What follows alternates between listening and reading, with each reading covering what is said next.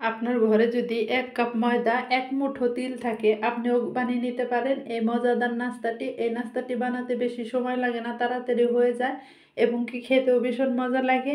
Hello everyone, আসসালামু আলাইকুম। কেমন আছেন আপনারা সবাই? আশা করি সবাই ভালো আছেন। আমি টাঙ্গাইল থেকে বলছি সীমা। আপনারা দেখছেন আপনাদের পছন্দের ইউটিউব চ্যানেল সীমা সংসারে আপনাদের সবাইকে স্বাগতম। আবার হাজির হয়ে গেলাম নতুন আরেকটি এপিসোড নিয়ে। আজকে আমি বিকালবেলা একটা নাস্তা তৈরি করে নিচ্ছি, সেই নাস্তাটা আপনাদের সাথে শেয়ার করব। এই নাস্তাটা আপনারা আলু এবং কি ডাউল ভিতরে পুর হিসাবে ব্যবহার করতে পারেন, তবে তিলেরটা বেশি মজা লাগে। ডাউলেরটা বেশি মুসমুসে হবে আর তিলেরটা বেশি টেস্টি হবে। তো এখানে আমি 1 কাপ ময়দা ঢেলে নিলাম। প্রথমে ময়দাটা দিয়ে দেওয়ার সাথে সাথে দিয়ে দিচ্ছি লবণ। এখানে লবণটা আমি ময়দার সাথে ভালো মতো মিক্সড করে নিব। শুকনো উপকরণগুলো ভালো মতো মিক্সড করে নিলে তখন আর দেখবেন যে এক জায়গায় লবণ হচ্ছে আর এক জায়গায় হচ্ছে না, এরকম লাগবে না। আর এখন এখানে অ্যাড করে দিতে হবে রান্নার তেল। এখানে রেগুলার রান্নার তেলটা দিয়ে নেবেন। এখানে আমি যেহেতু 1 কাপ ময়দা নিয়ে নিয়েছি 2 টেবিল চামচ পরিমাণ রান্নার তেল দিলেই হবে। আপনারা যদি ময়দার পরিমাণ বেশি নেন তাহলে তেলের পরিমাণও বেশি নিতে হবে, তবে তেলের পরিমাপটা কিভাবে বুঝবেন সেটা আমি দেখিয়ে দিব। এভাবে ডলে ডলে ময়দার সাথে তেলটা মিক্সড করে নেবেন, এতে করে তাড়াতাড়ি মিক্সড হয়ে যাবে।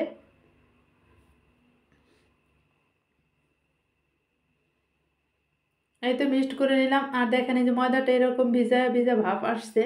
এতে যদি না বুঝতে পারেন, এরকম হাতে কিছু ময়দা নিয়ে এরকম করে যদি মুঠো পাকিয়ে রাখা যায় তাহলে ভাববেন যে তেলটা পারফেক্টভাবে হয়ে গেছে। আর যদি মুঠো পাকিয়ে না রাখা যায় তাহলে কিন্তু পরবর্তীতে আরও তেল অ্যাড করে দিতে হবে এখানে। এখন এখানে একদম ঠান্ডা পানি দিয়ে আমি একটা ডো তৈরি করে নেব। সফট একটা ডো তৈরি করে নিতে হবে। ডোটা যেন একদম শক্ত না হয় আবার যেন নরমও না হয়। এই জন্য পানির পরিমাপটা কমিয়ে কমিয়ে দিয়ে ময়দার সাথে দিয়ে তারপরে ডোটা রেডি করবেন। এখন দেখেন এই যে আমি ডোটা রেডি করে নিছি, একদম মসৃণ ডোটা হয়েছে। অল্প অল্প করে পানি দিয়ে ডোটা রেডি করছি। একবারে বেশি পানি দিতে গেলে কিন্তু ডোটা হয়ে নরম হয়ে যেতে পারে। এখন আমি এই ডোটা 5 মিনিটের জন্য রেস্টে রেখে দেবো। একটা ঢাকনাটা ঢেকে 5 মিনিটের জন্য রেস্টে রেখে দিলাম। এর ফাঁকে আমি ভিতরে পুরটা রেডি করে নিব, তবে ভিতরে পুরটা আপনাদের সাথে শেয়ার করব না, বলে দিব কিভাবে রেডি করলাম। এই তো দেখেন আমার 5 মিনিট কিন্তু হয়ে গেছে। আর আমি এখন ঢাকনাটা খুলে আবার কিছুক্ষণ কিন্তু মথে নিতে হবে ময়দাটা। এতে করে এখন যে ময়দাটা মথে নিব আর একটু সফট হয়ে যাবে। মথে নিয়ে তারপর আমার লেচিগুলো কেটে নিতে হবে। বড় আকারের করে রুটি বানিয়ে নিব। এইরকম করে হাত দা মথে তারপরে বড় আকারের করে রুটি বানিয়ে নিতে হবে।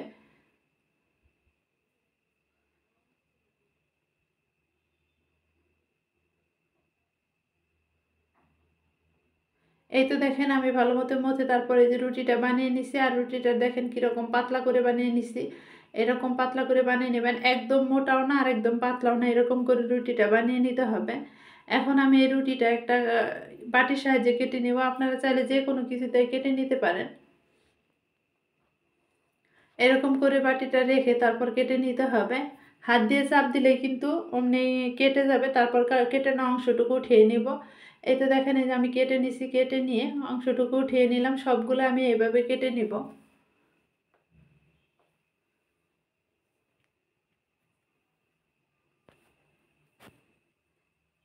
এরকম করে কেটে নিলে গোলুমোলু হবে, সেই জন্য আমি এরকম করে কেটে নিলাম একটা বাটির সাহায্যে। আপনারা চাইলে যে কোনো কিছু দিয়ে কেটে নিতে পারেন। আমার সবগুলো কেটে নেওয়া হয়ে গেছে। এখন আমি এইখানে 2টা রুটি রেখে দেব। আমি 2টা রুটি এই কারণেই রাখলাম, একটাতে আমার ডিজাইনটা করতে হবে আর একটা আমি ডিজাইনের উপর দিয়ে দিব, সেই জন্য এরকম করে 2টা রুটি রেখে নিলাম। এখন এই রুটির উপরে আমি ডিজাইনটা করে নিব। আমি এখন ছুরি দিয়ে ডিজাইনটা করে নিচ্ছি। আপনারা চাইলে কিন্তু পিৎজা কাটিং দিয়েও ডিজাইনটা করতে পারেন। এরকম করে এক হাত ধরবেন রুটিটা আর এক হাত ছুরিটা দিয়ে এরকম দাগ দিবেন আর দেখবেন যে এমনিতে কেটে যাবে। যেহেতু আমি এক হাতে মোবাইল রেখে কাটতেছি আমারটা রুটি চলে আসতেছে এরকমভাবে। এখন আমি অফ ক্যামেরায় কেটে নিব। তো সবটুকু আমি কেটে নিছি, এরকম করে ডিজাইনটা করে নিচ্ছি। আর একদম কিন্তু সহজ, এখানে বলে বোঝানোর কিছু নাই, দেখে বুঝে নিতে হবে। উপর দিয়ে এরকম করে পানি দিয়ে দিচ্ছি। পানিটা দিয়ে এই রুটির উপরে কিন্তু ওই আরেকটা রুটির টুকরা আছে সেটাও দিয়ে দিতে হবে। 2 হাত দিয়ে কাজটা করলে ভালো হবে। এক হাতে করলে একদিকে দেখবেন যে লাগবে আর একদিকে লাগবে না। সেই জন্য এরকম 2 হাত দিয়ে সুন্দর করে বসিয়ে দিবেন, দেখবেন যে সুন্দরভাবে বসে যাবে।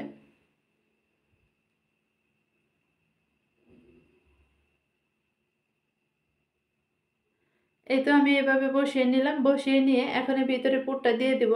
এখানে আমি বলছিলাম যে 1 মুঠো তিল হলেই হবে, এখানে কিন্তু বেশি তিল লাগে না। তিলটা প্রথমে সুন্দর করে ভাজি করবেন, ভাজি করে তারপর কাঁচামরিচ, রসুন, পেঁয়াজও আলাদা ভাজি করতে হবে। তিল প্রথমে ভাজি করবেন, তারপর কাঁচামরিচ, রসুন, পেঁয়াজ ভাজি করে নেবেন। ভাজি করে তারপর তিলটা প্রথমে শিলপাটায় বেটে নেবেন, বেটে নেওয়ার পর তারপরে আবার কাঁচামরিচ, রসুন, পেঁয়াজগুলাও বেটে নেবেন। তিলটা যেন একদম মিহি করে বেটে নেওয়া হয়, তিলের কোনো অংশ যেন না থাকে, সুন্দর করে যেন বেটে ফিনিশিং আসে, বাটাটা এরকম করে বেটে নিতে হবে। তারপরে এরকম করে আমি তিলটা দিয়ে দিচ্ছি, সম্পূর্ণ রুটিতে এরকম করে তিলটা দেবেন। এই তিলটা দিয়ে এই রেসিপিটা বানালে ফ্লেভারটা সুন্দর আসে এবং কি খেতেও বেশি ভালো লাগে। তো প্রথমে আমি বলে দিচ্ছি ডাউলেরটা বেশি মুসমুসে হবে, কিন্তু ডাউল আর আলুর চেয়ে তিলটা বানালে বেশি সেন্ট আসে এবং কি খেতেও বেশি ভালো লাগে, সেই জন্য আজকে আমি তিলটা করে দেখিয়ে দিচ্ছি। উপর দিয়ে আবার পানি দিয়ে দিলাম, পানিটা দিয়ে তারপর রুটিটা আমি ভাঁজ দিয়ে নেব। এই কাজটা 2 হাত দিয়ে ধরে তারপর করলে ভালো হয়, আর 1 হাত দিয়ে করতে গেলে দেখবেন যে সুন্দরভাবেই হয় না, সেট হয় না। এখন আমি যেরকমভাবে সোজাসুজিভাবে কেটে নিয়েছিলাম রুটি, সেই সোজাসুজিভাবে কিন্তু বসিয়ে দেনে একদিক থেকে কোনো ইচ্ছা করে আমি বসিয়ে দিয়েছি, সেজন্য কিন্তু এরকম হয়েছে। আর এরকম করে বানিয়ে নিলে কিন্তু বেশি ভালো হয়। এরকম চেপে চেপে মুখটা লাগিয়ে দিতে হবে, এতে তেলে ভাজি করার সময় খুলে যাওয়ার কোনো ভয় থাকবে না।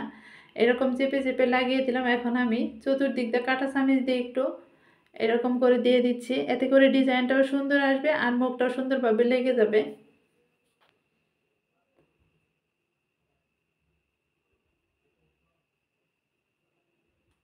আর সবগুলো কিন্তু আমি এভাবে বানিয়ে নিলাম, এভাবে বানিয়ে নিব। আর একটা আমার বানানো হয়ে গেছে, একটা উঠিয়ে দিয়ে সবগুলো এভাবে বানিয়ে নিতে হবে। দেখেন ডিজাইনটা কত সুন্দর আসছে, আর যখন ভাজি করব তখন এই ডিজাইনগুলো আরও ভেসে উঠবে, গরম তেলে দেওয়ার কারণে আরও ভেসে উঠবে। সবগুলো আমার বানানো শেষ হয়েছে, এখন ভাজি করার পালা। ভাজি করার জন্য সরাসরি চুলায় চলে যাব। তেলটা বসিয়ে দিয়েছি, তেলটাও গরম হয়ে গেছে। এখন এইখানে গরম তেলে কিন্তু আপনার রেসিপিগুলো দিতে হবে, আর যদি ঠান্ডা তেলে দিতে চান তাহলে কিন্তু বেশি ভালো হবে না। ফুটন্ত গরম তেলে দিয়ে দিলে আপনার তাড়াতাড়ি ভাজিটা হয়ে যাবে। আর ঠান্ডা তেলে যদি দেন তাহলে রুটিগুলো অযথা শুধু তেল টানবে।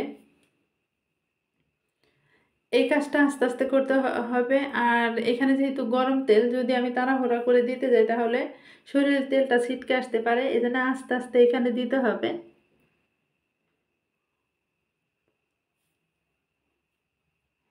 সবগুলো আমি দিয়ে দিচ্ছি, আর এইভাবে দিয়ে এক পিঠ হয়ে আসলে তারপর উল্টিয়ে নিব, এপিঠ ওপিঠ করে লালচে কালার করে ভাজি করে নিব। চুলা আঁচটা কমিয়ে দিয়ে ভাজি করতে হবে, যদি চুলা আঁচটা বাড়িয়ে দিয়ে ভাজি করে তাহলে উপরেরটা দেখবেন যে হয়ে যাবে, লালচে কালার এসে যাবে তাড়াতাড়ি, তারপর ভিতরটা কাঁচা থেকে যাবে। সেই জন্য চুলার আঁচটা কমিয়ে দিয়ে একটু আস্তে আস্তে ভাজি করতে হবে, এপিঠ ওপিঠ উল্টিয়ে তারপর ভাজি করব। দেখেন চুলায় দিয়ে দেওয়ার সাথে সাথেই ফুলে ভেসে উঠতেছে, আর এগুলো কিন্তু অনেক ফুলকো ফুলকো হয়। প্রত্যেকটাই কিন্তু এরকম ফুলকো ফুলকো হবে। আমি এপিঠ ওপিঠ করে উল্টিয়ে নিচ্ছি, নিয়ে লালচে কালার করে তারপর ভাজি করে উঠিয়ে নিব।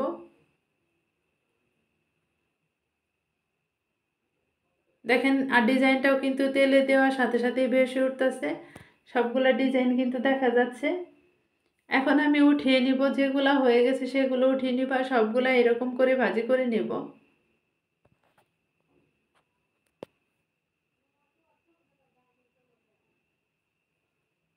তেলটা জড়িয়ে জড়িয়ে সুন্দর করে উঠিয়ে নিতে হবে। আর দেখেন এখন ডিজাইনটা কীরকম লাগছে।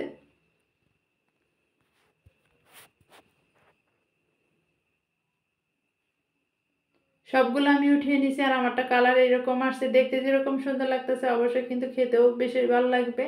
আর সাথে একটু কাঁচা পেঁয়াজ আর কাঁচামরিচ দিয়ে নিচ্ছি। কাঁচামরিচগুলো আমি এরকম করে কেটে একটু বেশি ফেলে দিছি, এতে করে ঝালটা কম লাগবে। আর এরকম পেঁয়াজ আর যদি কাঁচামরিচ থাকে সাথে আর কিছুই লাগবে না।